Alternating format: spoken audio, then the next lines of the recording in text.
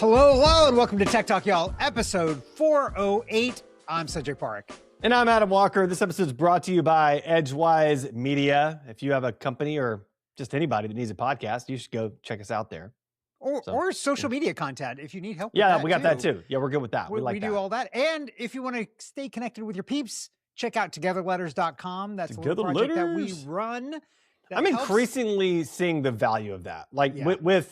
with social media just increasingly being so crazy disjointed, and with my my increasing desire to be more unplugged from my phone. Yeah. TogetherLetters keeps me connected with the groups that I care about consistently. Yeah. And it's all through email, and I don't miss it, which is really nice. So, yeah. I got to that's the say, I plug. do less and less social media. I think the only, if you same. want to call it social media, that I do is LinkedIn at this point. Yeah. But it's so easy Social to miss resumes. stuff when you have too many connections on there. It's like, crazy. Dude, the flow is just, and I think that's true of most social media. So Together Letters is nice because you make sure you don't miss it. The things Yeah, it's that great. you care about. So It's great. Yeah, I there love you it. go. So, all right, we have a big episode for you today because we missed last week because the day we were going to record, I was not feeling well. So apologies there.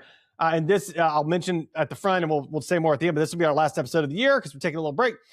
But we have a bunch coming at you. Like, this is going to be good. Well, and next year's episode is probably, first episode is probably going to be even bigger than this. It's going to be bigger. It's going to be huge. And I've got a. I've got a great. I was going to say we're wrapping up in style here. At the end of the year. And I've got a great AI tip for you marketers in particular at the end for my tech rec, which I'm excited about. So let's dive in. What do you have for us first? So talking about AI, which we're going to talk a lot about. Which, by the way, the platform that we record on had a wrapped thing, just like Spotify and like everybody else has. I saw my LinkedIn wrap too. First of all, enough with it. You don't need to be I like some of them if they're done well. I like some of them too. The one on LinkedIn was awful. The granola one was amazing. We've already talked about that here, but keep going. Yeah. So this platform, it basically told us there's two things that we do. We laugh a lot and we talk about AI a lot. And so that's what we're going to do now. That was the entirety of the AI, the recap videos, laughing and AI. Those are the two things. Yeah. So. It basically cut up all the times Adam and I said AI, and it was just AI, saying it in different ways. So let's just do some more of that, and we'll talk about AI. Firefox is becoming an AI browser, and the internet is not at all happy about it. Yes, I'm not happy about it, and that's also why I'm not using Firefox anymore. I'm using an offshoot, LibraryWolf or WaterFox. Yeah. But also, there was an article about how they are going to include a kill switch. They're going to not call it that, but basically a way to turn off all of the AI features, which that's a good move because this is not. I think it should come off by default, really. Like that's my opinion, is that it would be smart for them to come off by default, have like a pop-up window when you first set it up. Do you want AI features or not? Right. That would be the right move for Firefox, I think. But I mean, there was a point, Firefox had the opportunity to become the anti-AI browser, and that will be a legit position in the future from a browser perspective. Yeah. I've seen actually some of these AI features already creep into even the versions that I've got, where you can hover over a link. I think it's in Control Hover or something like that, and it'll pop up a kind of preview of that page and give you an AI summary if you have enabled that. Interesting. I can see the potential value, but I also see the potential risk in this because now this AI kind of is knowing what you're potentially going to look at. Yeah. And it's just, again, it's back to the thing that we've talked about for years of just more and more data gathering on people, which is not a great thing, I think. Yeah. All right. For this next article, Sanjay, I have a very important question for you, but let me read the article first. Disney making $1 billion investment in OpenAI will allow characters on Sora AI video generator. And then our next one, same link, Disney Inc.'s blockbuster $1 billion deal with OpenAI, handing characters over to Sora. So there's a lot of characters, a lot of animated characters only that will be available on Sora for you to make your own wild videos with. What's the first character combo that you want to see? Ooh. That's my question. Ooh, that is a good question. Yeah. What's the first character combo? It's got to be two different characters from like two totally obviously. different realms. Yes. So yeah, I can't. It's probably like some Disney animated, children's thing with some kind of adult character. That I got mine. You ready? Okay, yeah. I need Disney's Frozen princess, whatever the main one is. Elsa. That does Elsa. Thank you. I was gonna say Anna. I knew it wasn't right. I need Elsa in a battle against Anakin, animated Anakin from Star Wars. That's what I want to see. I want to see who wins. Like, that's a pretty good battle, right? If you think about it, like master of the cold elements versus, the Force and lightsabers and all Sith, that crazy stuff. Yeah, that whole thing. So, the dark side of the Force. Yeah, that's what I'd like to see. Yeah, that's pretty good. I gotta say, yeah. Alternatively, Mickey Mouse is going to be a part of it, so I would also take Mickey Mouse versus Anakin. I would take Mickey Mouse versus Elsa. I'm up for that. Like, there's a lot of combinations here that could be great. Goofy versus Anakin? I feel like Goofy's obviously going to get destroyed. Like, Mickey Mouse has got some kind of something, some kind of power. But I mean, the whole time he'd be going, so, that would be the funny part of it. So that's all I'm going to say. Wait, what was that Mickey Mouse impression again? That was Goofy. Yeah. That's how Goofy goes. I think this is going to go well until it goes poorly, by the way. I think there's going to be some kind of video that gets created that Disney's going to be wait a minute. That's not something we approve of. There are going to be so many videos that people get around the safeguards for. It's going to be it's going to be amazing. I mean, a treasure trove. Maybe they're okay with it because this is like a side segue here, but the trademark coverage of Mickey Mouse has now expired for the early versions. Right. I have now seen TV commercials. I think it's for Morgan & Morgan, the law firm, where they're using like Steamboat Willie, that version of Mickey Mouse, and they have to say on there like not endorsed by Disney, but then they use the entire video and kind of made up to promote themselves or whatever. And it's like, yeah, that's crazy. Yeah, the copyright, trademark, whatever it is, copyright it is gone for that. So maybe Disney is seeing this like, okay, let's monetize while we can because these things are all going to be in public domain anyways at some point. Yeah, at some point. Yeah, that's true. In the near future. To make the money. Yeah. Somebody else who's thinking about trying to make the money. OpenAI launches GPT 5.2 after quote unquote code red push to counter Google's Gemini 3. Now, I got to admit, I am so solid Claude and Anthropic. I have not used GPT 5.2. I've not also used Google's Gemini. They're both good. Okay. Yeah, I use them both regularly, and they're both very good. They're almost indistinguishable in terms of quality from one another. Yeah. Apparently 5.2 beats some of the metrics that Gemini won out on. 5.2 reconquers the first position, but not by very much at all. Yeah. So I mean, it's really, they're so close, they're so neck and neck. It's really just a matter of preference and style and which one has the features that you want. Yeah. So I mean, I am so impressed even with so there's new models with Claude. I mean, just everything that it's able to do, it is pretty impressive now at this point. Yeah, it's pretty wild. And I think like looking forward a year from now, I can't even imagine where we're going to be. It's going to be unbelievable. Yeah, unbelievable. Yeah, crazy.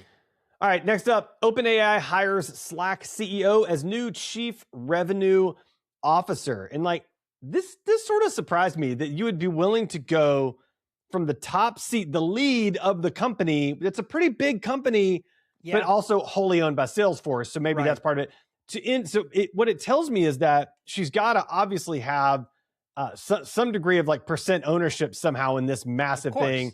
And there's an enormous upside. Yeah. And that's got to be it. But wow, I mean, what a move. Yeah. I think that's all this is about. This is about, and it's probably also about learning, right? Like getting to move into a new area that you've not been doing. I think for a lot of people, it's true for me. Like I like to learn new things and dabble in things and stuff because it's interesting and it keeps life kind of fascinating and making you learn about new things. Speaking of learning new things, and this was not a part of my thing, but a quick tech rec for you.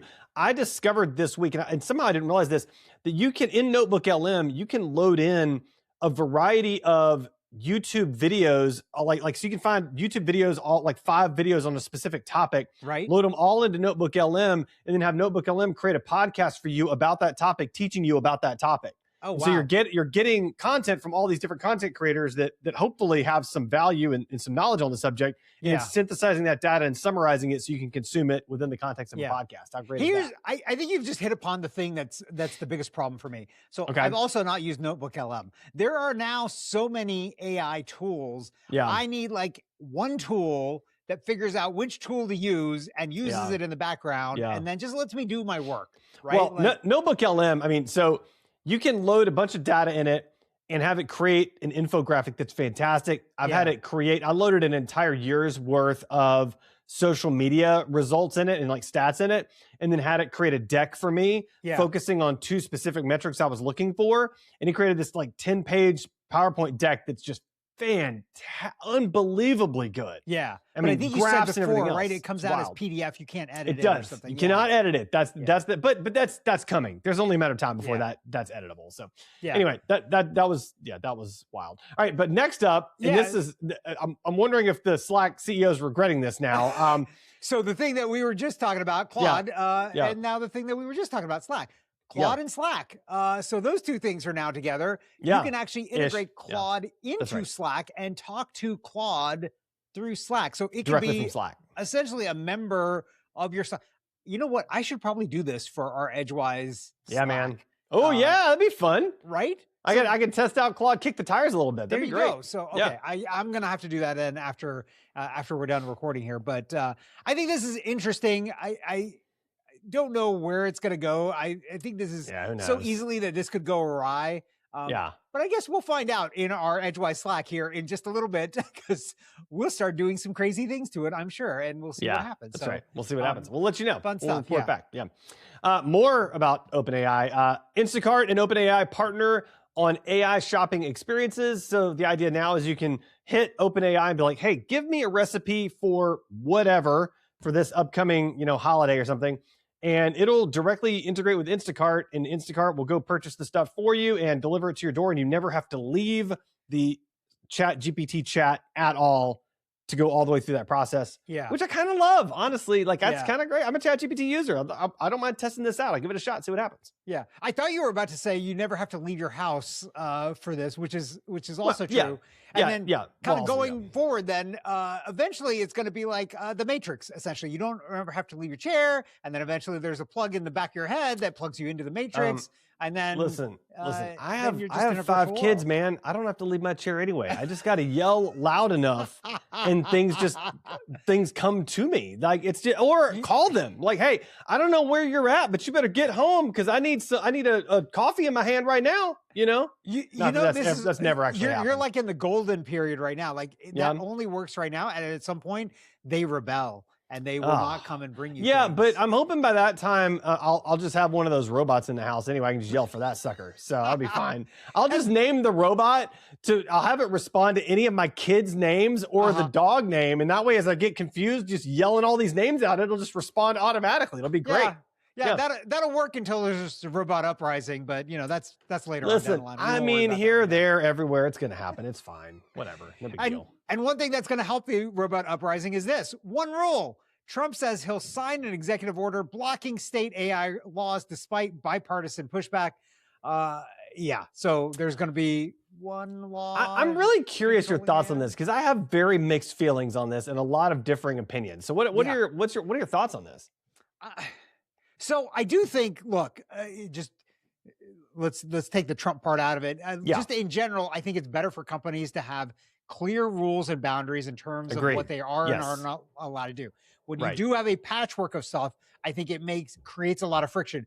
One example, sales tax, right? Any company that's trying to sell online, now you got to deal with local sales tax, you got to deal with city-state tax, you got to counties tax and state taxes. Right. And there's a lot of states and there's a lot of counties, and this is only the US, right? Like now start thinking about other countries and the VAT taxes and this and that. Like it gets super complicated very quickly. Right. And so I think anytime you can simplify the rules for everybody, so there's a level playing field, I think that makes it easier.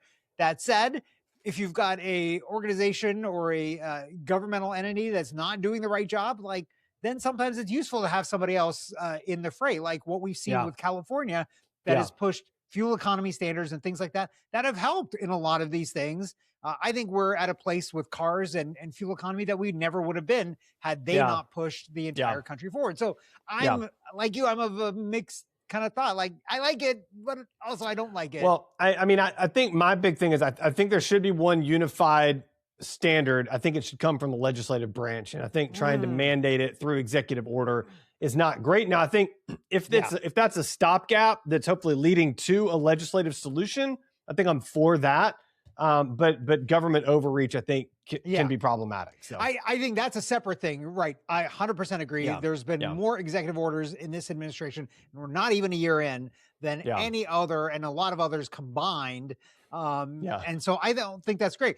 That said, I think we've both seen, and we've all seen, the legislative branch being basically ineffective and unable to do their job. And so I think that's a totally separate problem, but I agree with you. It should come through that route, ideally. All right, this next article gets the no duh award from me just by reading the title. Really? So Tesla engaged in deceptive marketing for autopilot and full self-driving, judge rules. No duh. It's called full self-driving, and it's not full self-driving. Is there a better definition of false marketing? Like, is there? I don't think so. Yeah, I don't really have much else to say. I got nothing to say. Like, of course the judge ruled that way. What did you expect? What did you expect was going to happen? So even if you put a little asterisk on it, that's fake, false advertising right there. Yeah, that's right. Something else that was false advertising, and Rivian has now learned about and is now fixing. Rivian will add LiDAR in 2026, says Tesla's cameras aren't enough. Yep. Again, no duh. Yeah. Like, why is this surprising to you? Yeah, I want my car, if it's going to drive, I want it to be better than me. Yeah, it's like, listen, I'm going to give you the choice for your car. It can see as good as a human with the best eyesight, or it can see better than any human that's ever existed on the planet for driving. Which one would you like? Like, there's an obvious solution here. Do you want regular human or do you want superhuman? Like, every single time the choice is superhuman. Like, yes. There's a reason why we want to all be a superhero, like Superman, Spider-Man, Batman, like pick Wonder Woman, like whoever, pick one. Yes. Yes, if the choice is ever given to you, do you want to stay the way you are or be one of them? It's always be one of them. It's always be superhuman. Always. Always. So I kind of think about this also in the scheme of those Waymos, the one that we took and everything, and we see now all the time here in Atlanta. Yeah. They've got a ton of sensors on those things. Oh man, so many. It's wild. And I gotta admit, like, look, there's been problems with the Waymos not stopping for school buses that are stopped, driving into crime scenes, active crime issues, things like that. Yeah.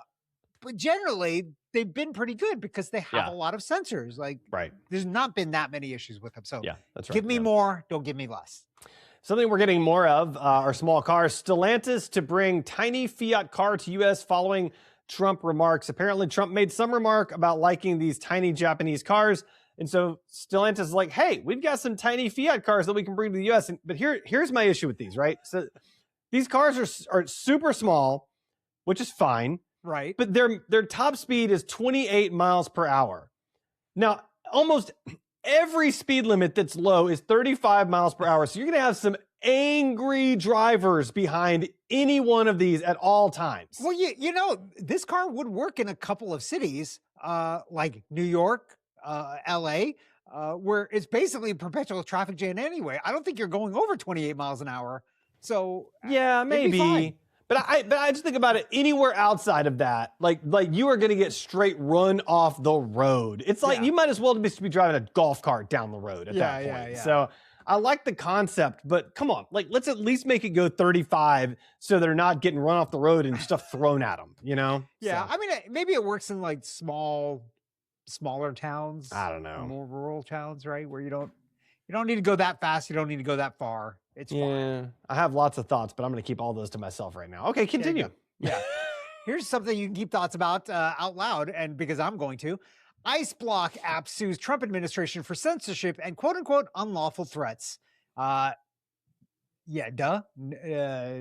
saw this coming. I saw this coming. So Ice Block is an app that we talked about before, which allows you to report ICE actions. So that's Yep. the immigration and what is it? Immigration something enforcement? Something. Is it immigration code enforcement? Maybe, I don't know. Maybe I don't really. Okay, we'll go with it. Sure, why it's not? those people that have been doing things. It's that, the people with are with really lots not of good. social media videos grabbing people out of their cars in the middle of the road and all kinds of terrible things. Yeah, so, and also U.S. citizens. You know, Yes, the that too. people that Yes. actually belong here, and telling them that they that don't too. belong here, even though they're U.S. citizens. So yes. So this app was a way for people to report. So here's the thing. We've been through this before, and this happened a long time ago when Waze came out, and you could report where police were stopped. Oh yeah, that's right. This is so similar, right? And there was a whole thing about that, and it was First ruled, Amendment rights won out. Yep, First Amendment. And so the Trump administration, though, has leaned on Apple and Google, and they demanded that this be removed, and they've both done it. They both did it. If you ever thought that Apple and Google were paragons for protecting your rights and your privacy and the things, they are not. All right, so you know. So I've got a buddy that's on the other side of the political aisle leaning than I am, and we've had long talks about how during COVID the Biden administration leaned very heavily on Meta to censor things, and how it's come out basically that the Biden administration overstepped.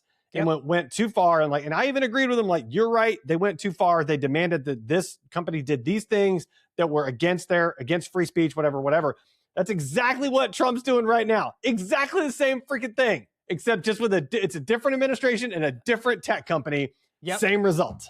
So kills me. The hypocrisy is just dripping in all of these things, right? Like, it's only overreach if I don't agree with it. It kills me. Just kills me. That's actually not the way that it works. So anyway, all right. Verizon refused to unlock man's iPhone, so he sued the carrier and won. This is fascinating. Yeah. So apparently, this guy figured out that you could go to one of Verizon's little prepaid phone, like the little sub company's track phone or whatever it's called, right? And you could buy an iPhone.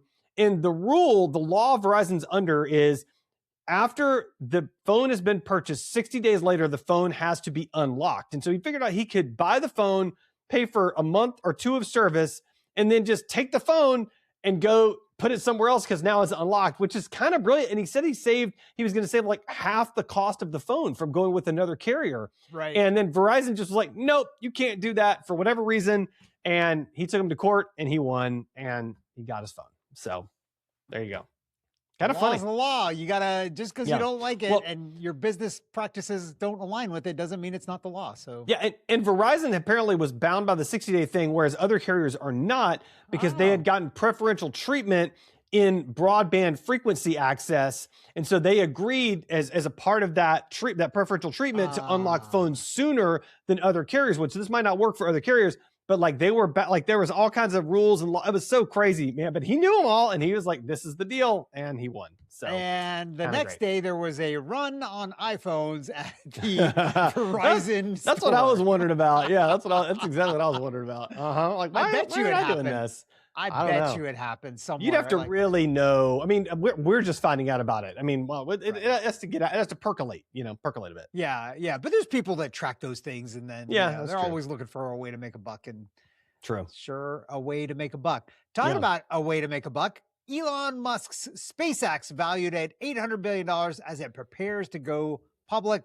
The next one too, SpaceX to pursue 2026 IPO, raising far above $30 billion. Yeah.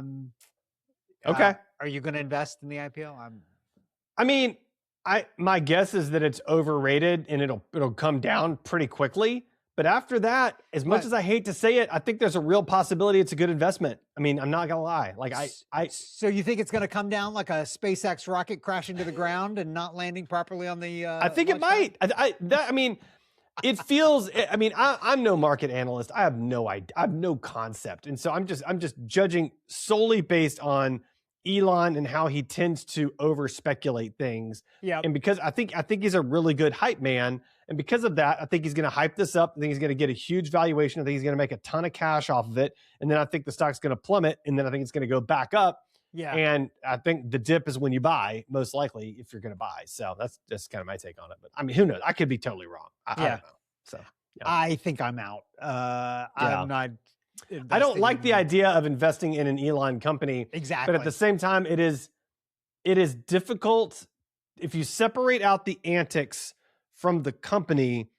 His companies are performing pretty well. I mean, he's taken Tesla a long way, and there's been some dangerous moments along the way, but but it's cratered as of late, right? Tesla sales have gone that's true. Of his idiocy. Because of his antics, Yeah. But then you have to wonder, will it go back up? Will it? Yeah, that's true. Yeah, will it go back? Yeah, I don't know. We'll I think, honestly, if he really cares about making money, what he needs to do is find people to run these companies. Oh, yeah. And exit himself from this. Yeah. Like if it's...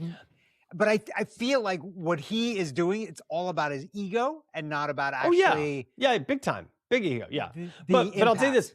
What you said, like the Tesla stock has cratered largely because of his antics. The IPO of SpaceX will be in light of his antics. And so maybe, it's possible that, I mean, his antics won't affect it because they're already affecting it. So if it's going to go up, it's going to go up either way. Yeah. So, we'll see what happens. But again, I think he's a big hype man. It's likely, I don't know. Yeah. Well, it'll be, if it happens, it'll be a big IPO. It'll be one to watch. And I think it'll tell us a lot about what the market sentiment is for other IPOs as well. So or for space in general. Yeah. So, it could open up the floodgates, or it could crash it all down and there won't be any other IPOs for another year or two. That's right. We'll see what happens. All right. Next up, YouTube TV to launch more than 10 cheaper genre-specific plans. And my subtitle to this is, and this is the only way Adam keeps his YouTube TV. So I'm glad because I have YouTube TV. I've been paying for it. We literally never use it except to watch college football. And so I'm like, why am I paying for this throughout the rest of the year? Like, I'm an idiot for not jumping on there and just cutting, because it's expensive, like $120 a month or something. Whoa. And I mean, it's very expensive. Yeah. And I just forget about it. I just forget to cut it off. It's on auto pay as everything else is, because that's how they get you. That's how they get you. But all I want is the college football package, and you can just get rid of all the rest for me. I don't need any of it. So this is great. Yeah, I mean, I don't know what, honestly, I haven't looked to see how much I'm paying because I've got so many different streaming things. Like this whole a la carte thing was supposed to become cheaper for We've talked about consumers, it's the worst. but it's the worst. And it's not only the worst from a cost perspective, from a show perspective. You don't even know what shows you're missing. You don't even know what shows are on. You can't keep up with all. It's too much. It's crazy. It's too much. That's why you should use the app I recommended a long time ago, Surely. I've tried. It never works for me. I'll tell you this, though. From a watching football games perspective, I did figure out that for some games, Sling offers a 1-day pass for $4.99. And so if they've got the games, you can just pay one time, 1 day, watch the games you want to watch, and then you're out, which is really nice. Oh, that's interesting. Yeah, it's a smart move. $5. $5 if you're not watching consistently watching, then for 24 hours too, the whole 24-hour period. So that's great. Not bad. Then you can binge a bunch of. So you do it at the beginning of your day, right when you wake up, and then you don't sleep for 24 hours. You just watch. That's it. You just consume all your TV in one go. That's how you do it. Yeah. That's how you get them. Yeah. They thought they were gonna get us. We got them instead. It's so good. Something else that's gonna got, but not by me, I think. We made $75 external memory for your brain. Really, this is a microphone and a record button on a ring. Yeah, streams to your phone. Mickey already pre-bought it. Just so you know. So yeah, it's a. Of course he did. It's the same. It's Pebble, the smartwatch, the original smartwatch, and it's a ring, and you just press a button with your thumb right on the ring, and you record your whatever thought into it. And then it somehow transfers to your phone. What's the most interesting part of this, though, it's not rechargeable. So there's a one-time use battery in it. It's supposed to last a really long time somehow, and it is not rechargeable. You just get a new one for $75, I guess, when it's done. How crazy is that? I don't like that. That's like very non-sustainable. Like that means it's more and more electronics junk. I agree, but I think it's fascinating. The other thing is Mickey, after buying this, also figured out that he could use the action button on the iPhone to dictate a voice note to notes to the Apple Notes, and he showed me how to do that. And I'm like, perfect. Now I don't need that ring. That works out fine. So, I mean, again, like that's the problem with all these sort of little things is like you come with this little use case. It's like, oh, the iPhone already does that. I didn't even think about that. Okay. I mean, and with this, what are you going to do? You're like, one finger's going to have this thing. You've got your fitness tracker or whatever on another finger. Like at some point you're going to look like, I don't know. The Bionic Man. That's what you're going to look like because you are the Bionic Man. I was going to say like a heavy metal rocker where you've got like rings on every finger and you're just Listen, Sanjay, I always look like a heavy metal rocker. So like, I don't you're even, going to try to go to the airport and they're like, brass knuckles are not allowed. And you're like, no, these are all my rings. No, these are my knuckles. I don't know what your problem is, guys. These are my regular knuckles. Yeah, these are my regular knuckles. Last up, Meta reportedly delays mixed reality glasses until 2027, which does not surprise me at all. Yeah, it does not surprise me at all. But I mean, I think it's good that they did. I mean, it'd be good if they put out a good product. But yeah, I'm not surprised by that. Nobody, I don't want it. That's all I gotta say. Time for the Weird and Wacky segment. Abominable Snowman. He's not an axe murderer. One of the TAs turned out to be a bot. First up in Weird and Wacky, this kind of just dovetails into what we were just talking about, actually. Yeah. This major cruise line just banned Meta, Ray-Ban, and other smart glasses. Is this category already doomed?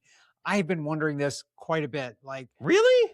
Yeah, because I still think it's the future, man. I really do. Like, okay, going into movie theaters, you're not allowed to film the movies in there, but what if you have smart glasses on? Will they be like, nope, can't wear those? But they don't enforce you're not filming. I mean, they're not serious about that. So like, no, I mean, well, and the storage on smart glasses isn't enough to film an entire movie anyway. Like that's a whole different. But I mean, like think about it. So like from this cruise's perspective, right? I guess what it's saying is like it doesn't want you. I mean, let's think worst case scenario. It doesn't want an old creeper dude, which they always are, at the pool, like recording young women, right? But to do that with smart glasses, I mean, I would argue is kind of harder than to do it with a smartphone because like with smart glasses, you have to be actively looking at them the whole time to record. So you're already creeping them out, being a super weirdo versus like subtly pointing your phone while you're, talking and looking the other way or whatever else. Like, I mean, to me, this is the problem is get rid of the creepo. The technology is not the problem. The creepo's the problem. That's all I'm trying to say. Deal with the creepo. Don't deal with the technology. You know? The problem is the technology enables the creepo. But again, I think it has to be so obvious with smart glasses. It's like you have to be like, like you just have to be like blatantly staring the whole time. Like, no, man, just get rid of the creepos. Yeah. So I don't know. I haven't used any of these things. I don't. I still think it's the future. I'm still buying into it at some point, but not yet, but at some point. I feel like this is just going to contribute to further brain rot. Like you're going to remember less and less stuff because you're going to outsource. Well, that's happening either way. So because of age or technology or whatever else, I don't know. But I mean, like to your point, right? How many phone numbers do you have memorized right now? Like how many do you know your children's phone numbers by heart? No. See, I mean, I know my wife's number. So you can make the same. Yeah, I know my wife's number. I know, but like you can make the same argument. Like that, like, oh, it's killing our brains. Well, not really. What it's really doing is you're replacing one form of knowledge with another form of knowledge. But like, you can make the argument like, oh, you're losing your memory. I mean, we're not. Now we have friends that have all kinds of stuff memorized that you and I don't have memorized, and that's a whole different conversation. So 100%, which is fine. All right, next up, Tesla, as if they needed to, made a $350 pickleball paddle. Apparently, the aerodynamics of it allow you to have a faster swing, and it's more durable than the typical pickleball paddle, which was apparently a big problem. Who knew? How many pickleball paddles have you ever broken? Well, they do wear out after time. I do know that they don't break, but they do eventually wear out. Because they're kind of like a honeycomb almost in the middle, and they get soft spots. How many have you worn out? I've not gone through any. Zero is how many I've gone through. Zero. Yeah. Never. I mean, it's a stunt. It's just a stunt. It's fine. It's cost twice as much as the nicest pickleball paddle out there. So. Whatever. It's with a design company that partnered with them because Tesla knows how to manufacture these things and whatever. And I think it was a stunt to be able to get Tesla's name onto this product that gives more kind of press viewage of this other company whose honestly, whose name I've forgotten. Yeah, so who knows? I don't know. Clearly didn't work because we're talking about Tesla and not about the company that wanted to make it. So yeah, we're good. Good luck with that. Yeah. Also, good luck with this. Trains canceled over fake bridge collapse image. There was an AI generated image of a bridge collapse, and so they canceled trains because of it. And it was right after an earthquake. So it was right after a small earthquake, and then somebody released this fake image. Yep. So they canceled trains and went out to investigate, and of course found out it's not real. And it's like what haters doing that? Like, come on. Yeah. Like, really? You know? This is just like what you were just talking about with the creepos. I mean, you've given them technology to enable these things. Yeah. They're going to use it, right? Yeah. Like all technology, like we came up with cars. It was great until people started using it to rob banks. And then it's like, well, those robbers, they shouldn't have cars. Let's get rid of them. And so, I mean, this is, I guess, what happens. The same thing. People use things for nefarious purposes. Exactly. Speaking of nefarious purposes, how I discovered a hidden microphone on a Chinese nano KVM. This is a little shocking. Like I read it. You've got to walk through this one. So give me the deets on this. So basically, this person took apart a keyboard video mouse adapter thing. Okay. So it shares keyboard video mouse, and discovered that there is a microphone that was not disclosed as a part of the. There's no reason for there to be a microphone in this thing, and it's a Chinese manufactured thing. And so the theory is that it wasn't sending any data, but it would be pretty simple for a firmware update to happen, and then for it to start streaming audio data to someplace that's not there. Yeah, that's terrifying. Like, and they showed a photo of the microphone, and it is it's shockingly small inside of a device that's already I mean, the device itself is probably the size of like your iPod case, your AirPods case.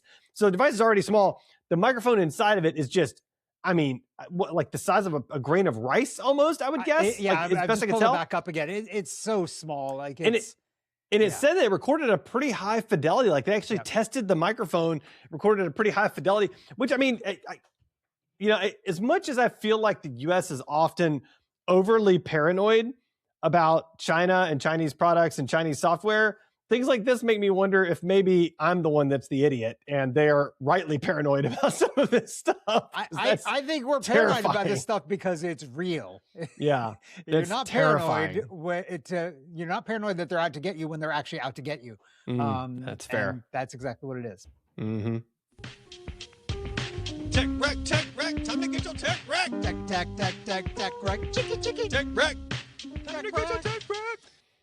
All right, Sanjay, tech wreck time. What do you have for us this week? So I've got something that blows my mind. It's called Affinity. Okay. It's from Canva. Yes. It's a company that Canva bought. Okay. They have now made the app totally free, and it's basically a replacement for Adobe Photoshop, Adobe InDesign, Adobe whatever. It's 100% free. And it is fantastic. I'm in marketing. How do I not know about this? How are you the one telling me about this? This would be like me telling you about some like niche keyboard component, okay? But like, Sanjay, I just found this amazing security device. It's better than all the other security devices ever. And it's called this. Here it is, and it's free. And you'd be like, what? And I'd be like, yeah. And you'd be like, no. That's how it would go. 100%, that's how it would go. And that's what's happening right now. Yeah, this. Oh my God. I've downloaded this thing. It's available. I'm pretty sure it's available for Windows and Mac. Free forever. You've just ruined the rest of my day, is what you've done. You're welcome. Yeah, you've ruined the rest of my day. You link it into your Canva account, but you don't have to have a paid Canva account. And it works almost identically as Photoshop or InDesign or whatever. Okay. But I think it's only going to get better, and I'm sure there's going to be more and more integrations with Canva, and you can move things back and forth and things like that. Yeah. It works really well. I've used it a few times. I'm not a big, heavy Photoshop and InDesign user anymore. It looks a lot like Photoshop. Like the internals look a lot like layering and stuff. Yep. Is it easier to use than Photoshop? It can edit PSD files, so it can edit Photoshop files. What? Yes, yeah. What? You don't have to worry about like file formats or anything. Like everything just works. I would say it's not easier. It's different than Photoshop or InDesign. Okay. So there's a bit of a learning curve if you're used to Photoshop, the Adobe Suite.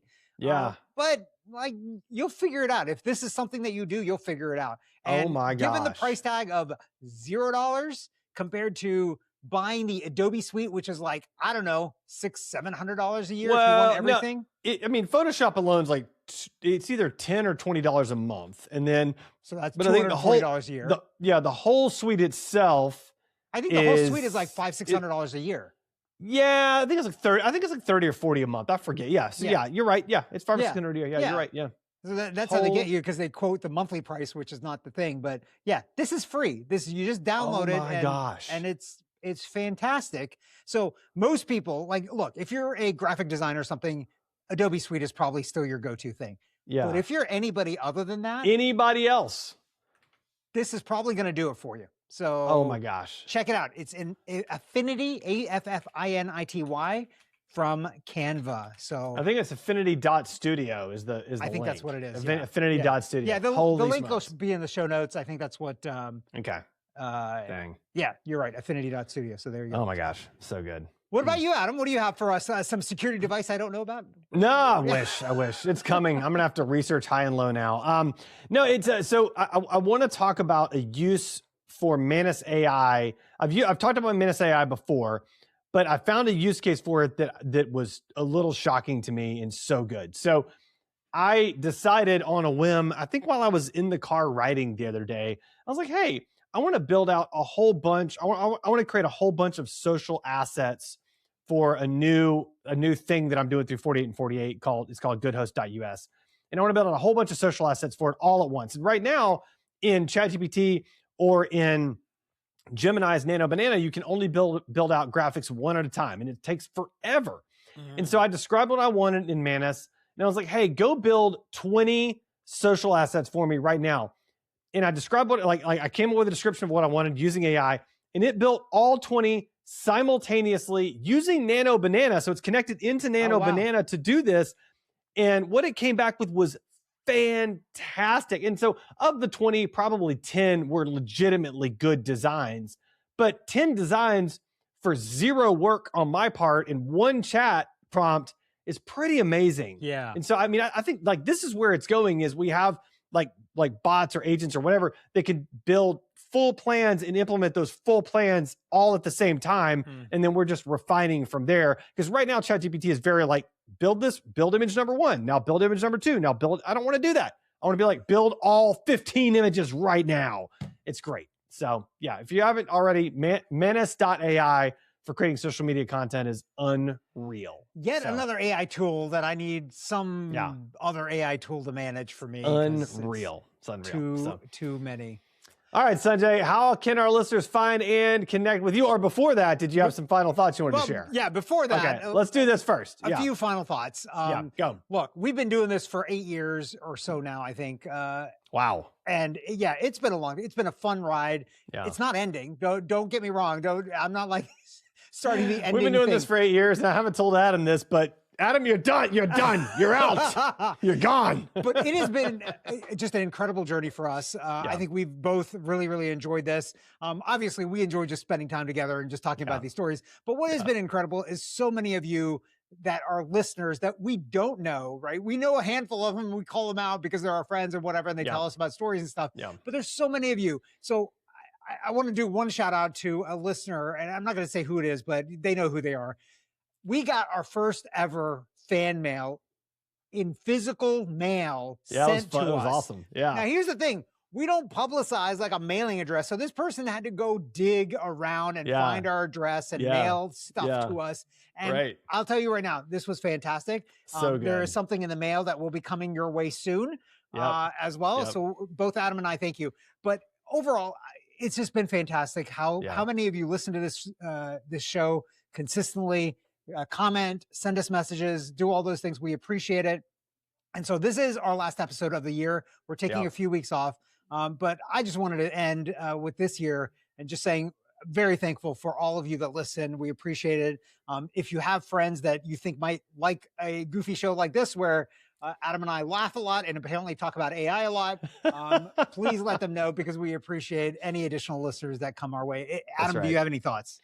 I mean, yeah, it's same as you. You know, thankful. I'm so thankful just to get to do it, and that it's just been such a fun ride. You know, from in person in the studio way back in Prototype Prime days, all the way through now, just laughing like it's so funny because my wife will say, like, I always know when you're recording Tech Talk Y'all because your tone is completely different than every other call, and I'm like, yes, that's probably true, and I'm way louder, and I laugh a lot more. I think that's true. And I'm so thankful for that. And I'm thankful for our listeners, just for the encouragement that we get. You know, my dad, I'm thankful for my dad that sends us articles all the time. Like I'm getting text messages from my dad all the time with articles, and they percolate and make their way into the shows. And Mickey sends us articles, and other friends as well. And so, yeah, it's been a great ride, and really continue to enjoy it. And yeah, same as Sanjay. I mean, if you've enjoyed this in any capacity, you know, we'd love for you to just share it on social, make a mention of it. We'd love to, you know, eventually grow our following a little bit, but mostly we just have a great time with you and you, Sanjay, and with our listeners. So appreciate it so much. So with that, listeners, have a great holidays here at the end of 2025. Have a happy new year, and we'll see you in 2026. Yeah, we will. And if you want to talk to Sanjay, go to sanjaypark.com. There you go. And if you want to talk to Adam, adamjwalker.com.